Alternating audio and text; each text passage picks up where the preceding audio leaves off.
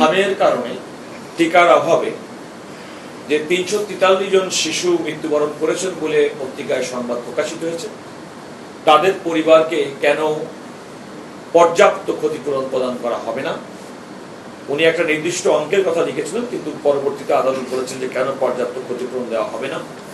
যদি প্রমাণিত হয় কারো কোনো নেগলিজেন্স, কারো অবহেলা কিংবা কোনো অকার্যকর পদক্ষেপ গ্রহণের কারণে এই পরিস্থিতির সৃষ্টি হচ্ছে, এটি।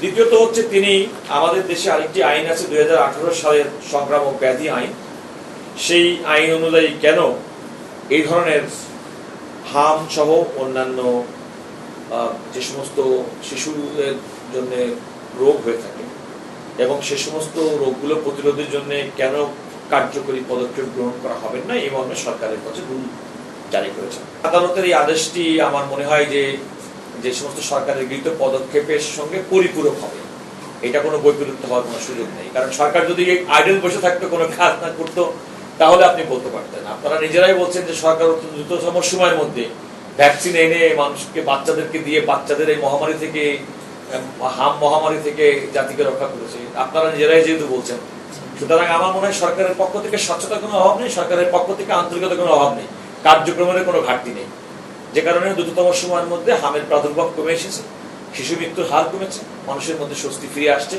আমি মনে করি যে সরকারের পরবর্তী যে সমস্ত কার্যক্রম কিংবা পূর্ববর্তী কার্যক্রম, আজকে আদালতের আদেশটি তার পরিপূরক হবে। এবং সরকার যা বলেছে, সরকার তো ওপেন অ্যান্ড ট্রান্সপারেন্ট, তারা যা যা করেছে তাই বলবে।